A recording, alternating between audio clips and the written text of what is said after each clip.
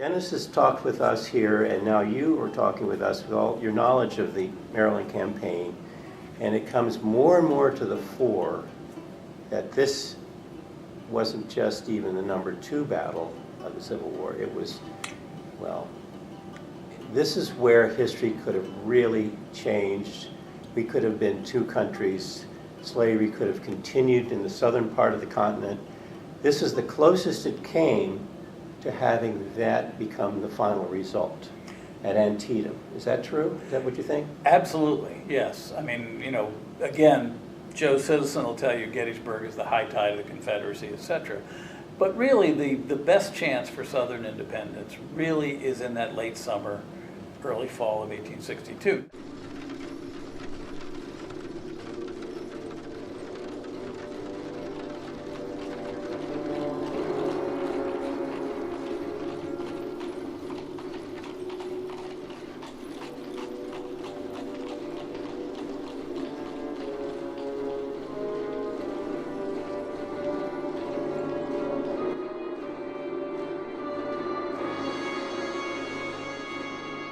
Not just because Lee is threatening Pennsylvania.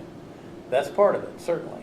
But you also have Braxton Bragg and Kirby Smith leading Confederate armies out of Tennessee and into Kentucky, threatening Louisville, and I mean, Cincinnati's right on the other side of the Ohio River. So if they're able to successfully hold Kentucky into the Union, and of course, the Confederate diplomatic strategy was that all slave states, like Kentucky and Maryland, should be Confederate states. So they're very much trying to not only invade, but hold these people. You know, they're trying to do a very gentle invasion. I mean, Lee's not in Maryland to punish Marylanders. He's in Maryland as a gateway to Pennsylvania. He's giving orders to his armies to behave very well in Maryland. So you've got Lee moving into Pennsylvania or threatening Pennsylvania. You've got Braxton Bragg and Kirby Smith in Kentucky. You've got Earl Van Dorn coming back across the Mississippi River trying to recapture Corinth in northern Mississippi, important rail junction, and again, gateway to liberating West Tennessee. And you've even got a Confederate army moving northward in Arkansas. So essentially you have a 1,000-mile front of Confederate offensive operations. Emancipation Proclamation hasn't been issued yet, so slavery is not on the table. It would be possible to restore the Union. And what the anti-war Democrats are saying is, we want the Union as it was and the Constitution as it is. In other words, no messing around with slavery. And we've talked about this, but the personal politics of generals was well known. Absolutely. And that's a big historical fact we need to remember. And McClellan was enjoying these heady times because everything was traveling in the direction of his democratic, maintain the status quo point of view. Looks like he's going to have a big victory towards what he wants. In July of that year, he had written a letter to Lincoln, and one of the things he basically says is, don't mess around with slavery because it'll just infuriate the South forever. He doesn't put it in quite those words, but he's clearly saying, don't make slavery an issue because that's going to just alienate the South more.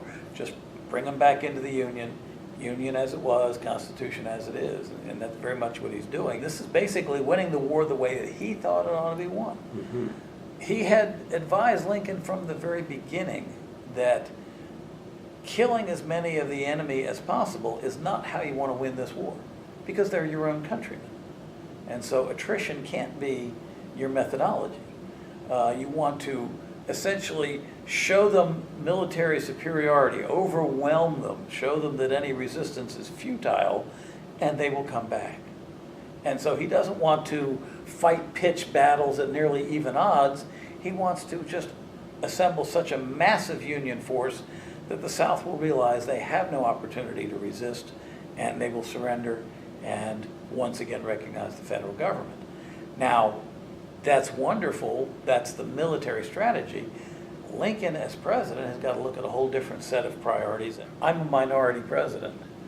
If I stand up in front of the people of this country, the North, and say, well, this is going to probably take 4 or 5 years, it's going to cost over 500,000 lives, it's going to cost us untold billions of dollars, but I'm sure you all agree it's worth it. Politically, that's suicide.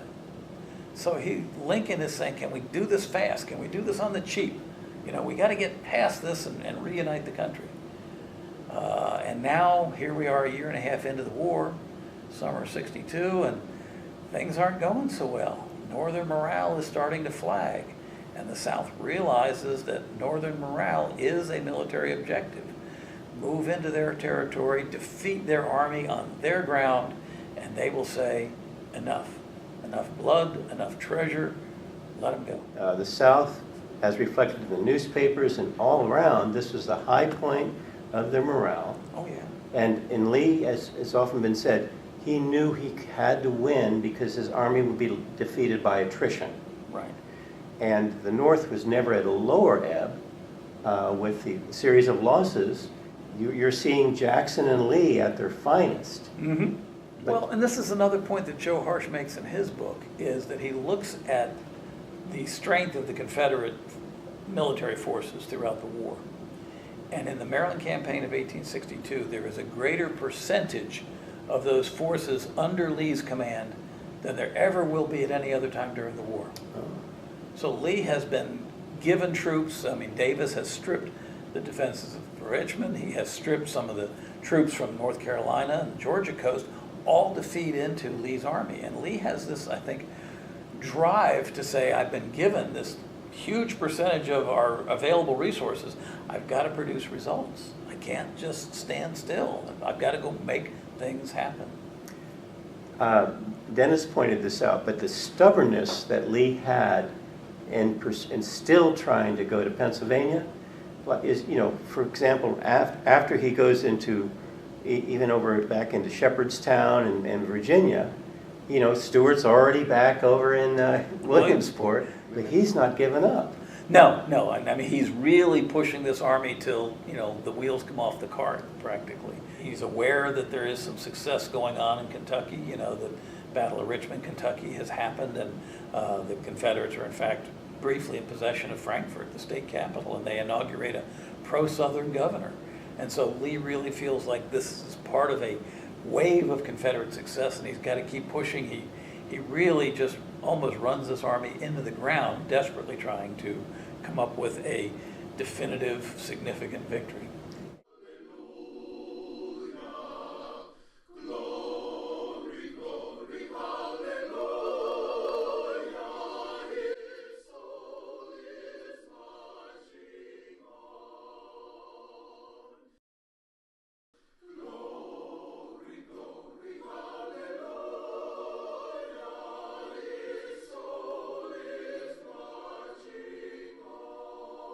We see coming into focus with the Confiscation Acts, Republicans are starting to really state their position and bringing slavery into the cause. That seemed to create even a higher level of excitation on the Southern side and motivation. Lincoln is sitting on a hot seat because the extreme wing of his party is saying you can't fight this war and not do anything about slavery. You know, you've got to attack slavery because it is the foundation of the South. I mean, for every slave working a field, that frees a white man to go into the army and fight us. So you know, slavery is a legitimate war target. And of course, there is a significant part of the North, even the Republican Party, that don't want free blacks coming north competing for jobs.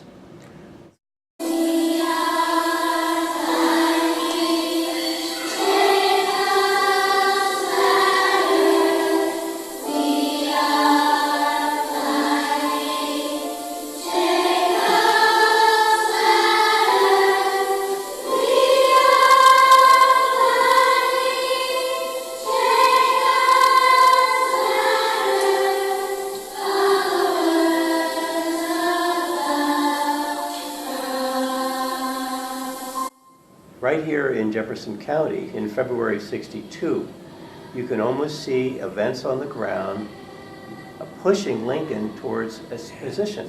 David Hunter Strother shows it. Right. Thousands of African American slaves are just literally attaching themselves to the army, forcing the issue, right? Mm-hmm. And so right here, historically, again, that was driving the policy. Absolutely. I mean, Lincoln knows he's got to do something. He can't just keep ignoring the right wing, but he's got to also pacify the more moderate wing of the Republican Party that are not, I mean, face it, in 1862, with very few exceptions, we were pretty much a very racist country. Just because the northern states didn't have slaves didn't mean they liked black people. They didn't. I mean, many, like Kansas, for example, the big fight over whether Kansas was going to be free or slave. When it became free, the state laws said not only was it a free state, but no blacks, free or slaves, could live in it. I mean, Wow. And several states had laws that essentially prevented free blacks from living there because there's this fear of competition. They'll come and work cheaper than white workers, and so it will devalue labor and we'll all be that much poorer. Same argument against the Irish, of course. Yeah, right. Whoever the latest scapegoat. Yeah. After the battle, these very fateful months from there until January 63 could have been probably one of the most touch and go moments in American history if properly understood. What I wanted to say was, I finished a video following a man who is in the 23rd U.S. Colored Troops at the Crater and all that. Upon seeing Lincoln,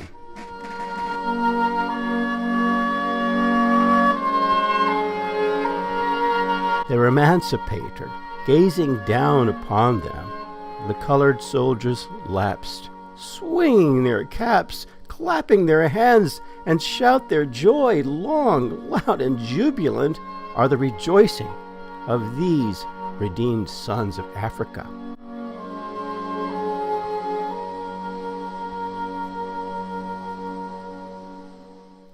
Later that evening at the White House,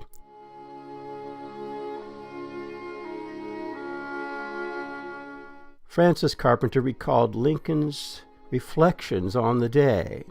He took up the record in his own way, referring to one of the other gentlemen. "You see, Curtin," said he, "I was brought to the conclusion that there was no dodging this Negro question any longer. We had reached the point where it seemed that we must avail ourselves of this element or in all probability go under."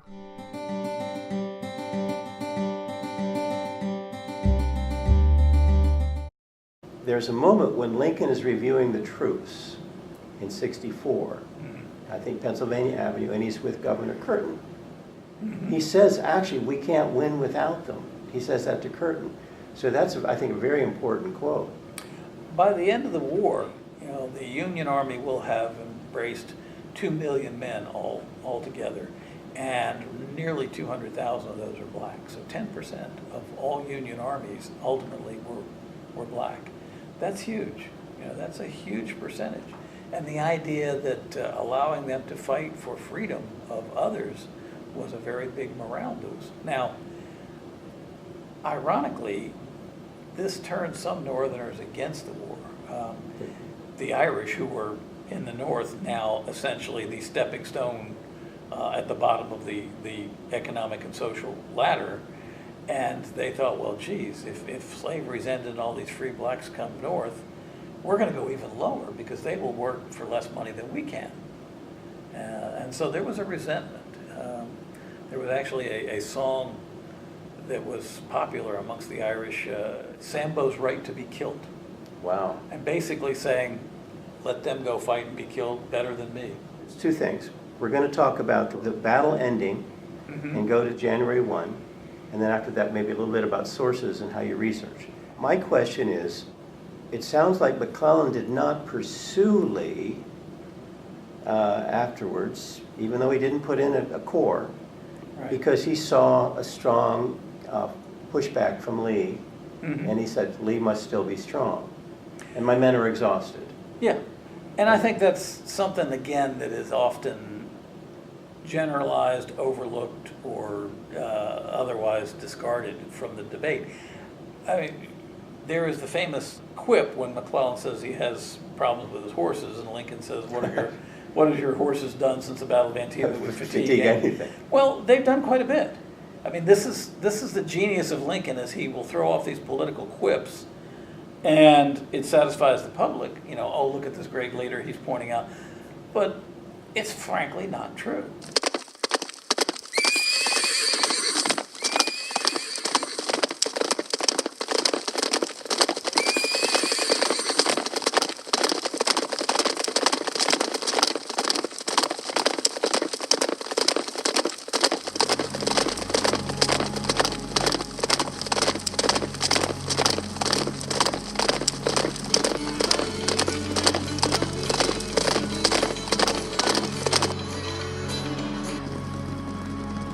Confederate cavalryman Jeb Stuart began an expedition leading from the Bower and to ride around the entirety of Federal General McClellan's army in Maryland and Pennsylvania.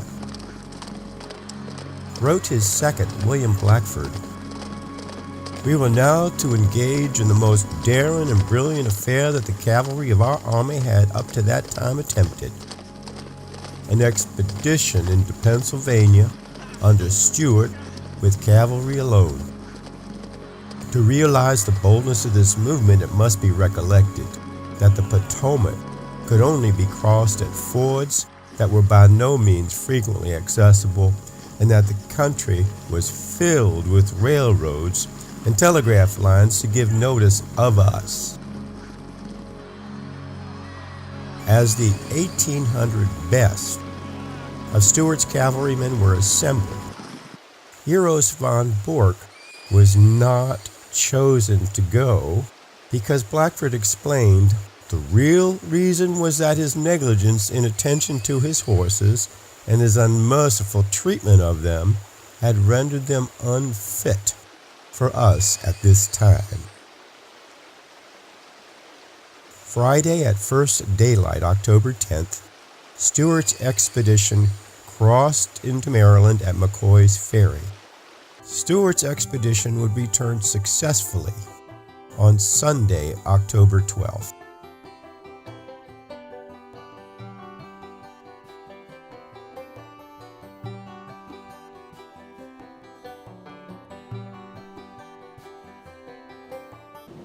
The horses are fatigued because they've been chasing Jeb Stuart. They didn't catch him, but you're still tired. Both armies had a lot of problems with horses after Antietam with disease, what they called greased heel, which was an infection that got under the hooves from standing in wet ground. Stuart had to pick and choose to get 1,500 horses to make that Chambersburg raid, and McClellan has the same problem. His horses are not really all in good shape to pursue them. So, the armies, as I say, have been in motion ever since spring. I've seen lots of letters from soldiers in McClellan's army saying, they came back from the peninsula and got off a boat in Alexandria sometime in August and haven't seen their knapsacks since, and it's October. And they have the clothes on their back and nothing else. All their tents, all their blankets, everything are in a knapsack, which hasn't caught up to them. McClellan is constantly asking for uniforms, shoes, supplies for the army to replace losses. And there's this war of telegrams with the quartermaster's department. They keep saying, well, we sent them, and McClellan says, I don't have them. Well, have you looked at Harper's Ferry? Well, they're not there. Well, look in Hagerstown. Maybe they're, And the bottom line is they eventually find them sitting on a siding in a railroad car in Washington, D.C. Because McClellan was in command of the troops around the capital as well as the army out here. Now, I didn't do this research, but there is a book that's going to be out shortly by Steve Stavelmeyer, who has looked very much at this whole situation. And he speculates, he will tell you, he can't prove it, he doesn't have the evidence, but it looks like it is the Secretary of War Stanton that is deliberately holding these things back because he wants to embarrass McClellan and have him fired. Politics. In fact, there is a chapter in volume 3 of my book where it is about Lincoln, Halleck, McClellan, and this whole round robin about, give me the supplies and I'll move. We sent the supplies, now move. Well, I don't have them, so I can't move, etc. And it's touches on that. So here's McClellan, who they know his opinions do not line with theirs. Right. So it's a perfect ground to cook up more and more stuff against McClellan. Yeah, I mean, if we have a tradition in American politics of successful generals becoming presidents, and the Republicans are scared to death that McClellan will become popular enough if he's seen as the hero of this campaign that he could have political aspirations and become president. You think of Antietam and that McClellan was one who favored not a war to the death, so to speak, but a negotiated settlement. And I was going through Sears's book from McClellan's papers. Mm-hmm. And I was looking for an answer, and there was one sentence that jumped out at me. It was a staff officer who says the higher ups seem to be fighting not a battle line, but for a boundary line. Mm-hmm. And I went, ah, that was my ah-zo moment. It looks like McClellan's, I'm fighting for a boundary line. What do you think? Is that wrong? No, I think McClellan wants to win the war. I think he wants to win it his way, and he gets very frustrated with Lincoln because he feels like in the winter of 61, 62, he has laid out this whole strategy to McClellan, or to Lincoln. He's told him what he needs to do. And he feels like, okay, you know, I'm not getting the resources you said I was going to have, so how can I accomplish the goal? The problem to me is you have two people who are very brilliant in their own profession. Lincoln is a brilliant politician. McClellan is, I think, a very brilliant general in a lot of ways. But they talk past each other because neither of them understands the other one's profession. And they can't find that common ground to say, okay, I understand what you need and I will do my best to get it to you, and you understand what I need and you're going to get it for me. Here's McClellan, and they're looking at each other. Right. What's McClellan entertaining is, I am a trained West Point graduate, military professional, and I know the Constitution says you're the commander-in-chief, but the powers aren't enumerated, so I'll tell you what to do. And that's a reasonable assumption. Yeah. But what I see is that Lincoln knew his powers weren't enumerated, so he started enumerating them. Well, and let's throw Halleck into the mix. Okay. Because in November of 61, McClellan is in command of all Union armies everywhere. And Halleck is a department commander under McClellan out west.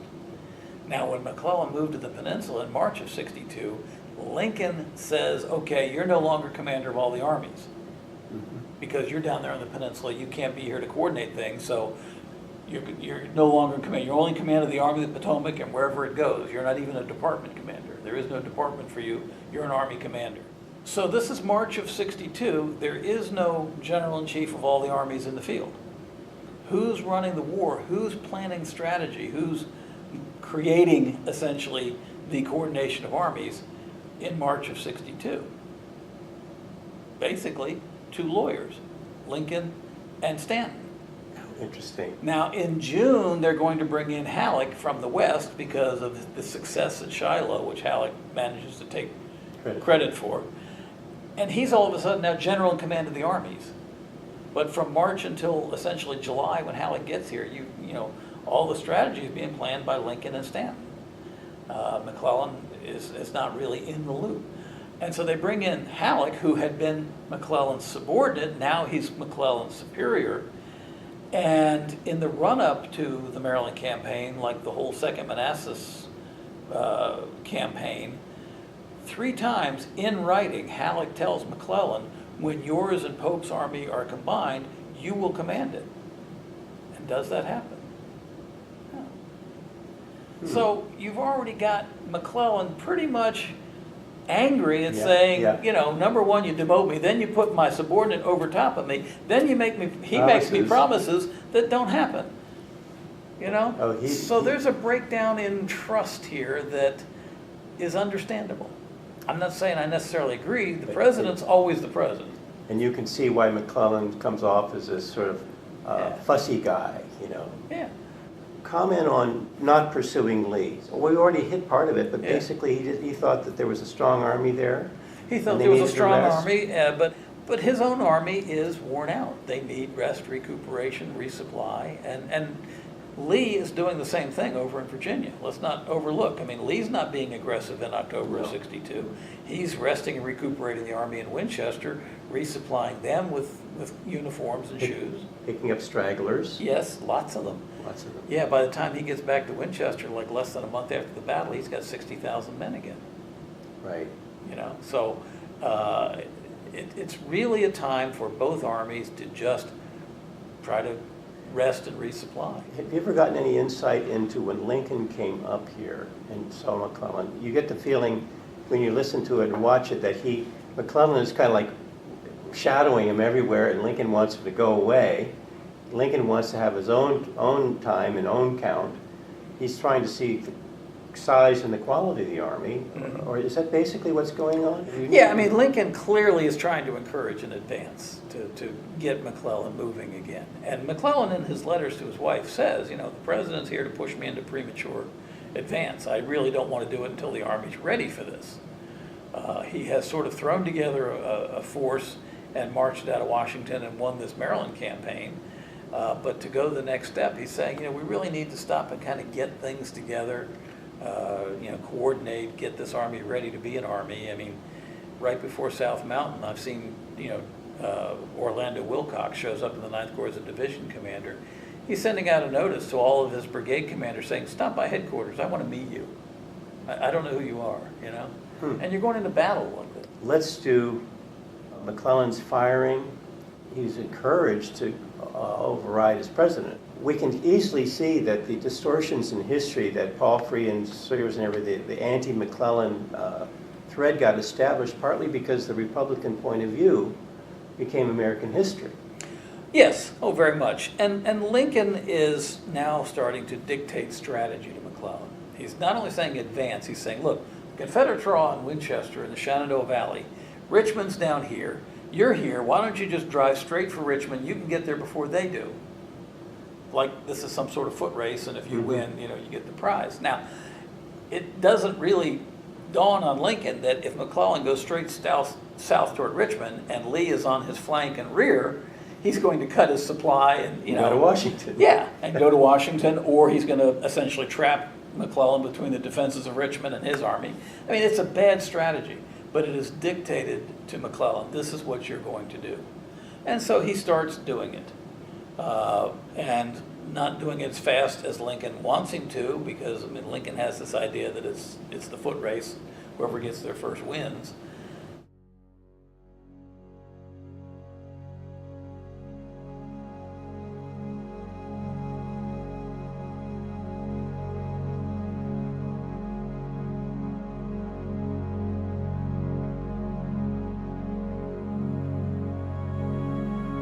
But McClellan's firing takes place on November 7th, 1862, which is not coincidentally the day after the last midterm elections. You got the results. Yep.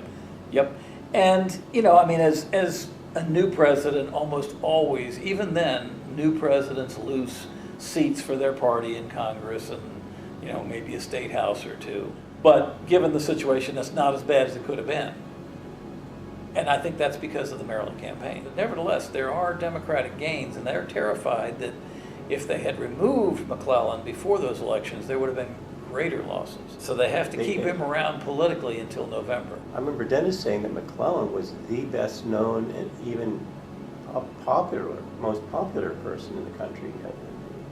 I think that's not a stretch. Yeah, I would agree. I mean, this is before Grant has really come into his own. So McClellan was very much the darling of the Union forces at that time. Anything else you'd like to add here, Tom? No, I think that's it.